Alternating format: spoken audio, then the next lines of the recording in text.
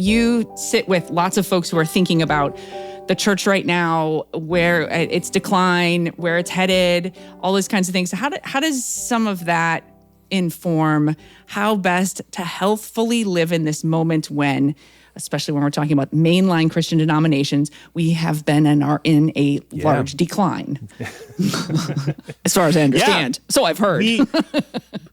I think I've heard that in a couple stats. Yeah.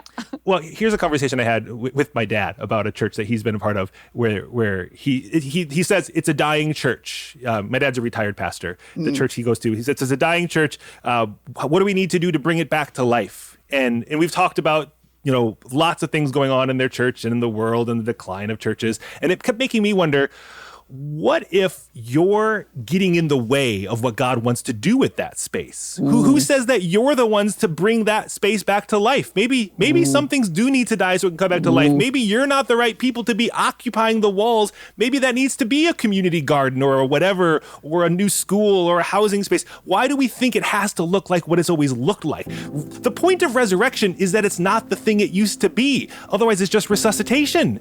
Resurrection means the thing has died and now we have something new, something unrecognizable, something unfamiliar, maybe uncomfortable at times.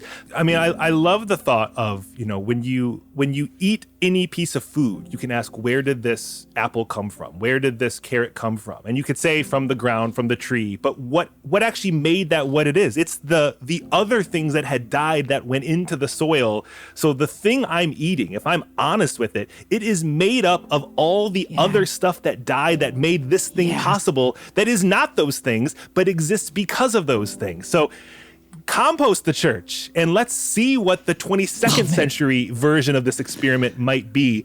Right. It's easy to try to live where we were, but we need to actually be honest about where we are and where we're going. And I think where we're going can't just be a reflection of where we've been. I got a rearview mirror here. See, I mean, you gotta to know where you're going, you gotta know where you've been, but you can't drive the car staring in the rearview mirror the whole time. This thing, there's a reason why the windshield's bigger than the rearview mirror. So I think too often the church and spends its time staring at the rearview mirror and crashing the car.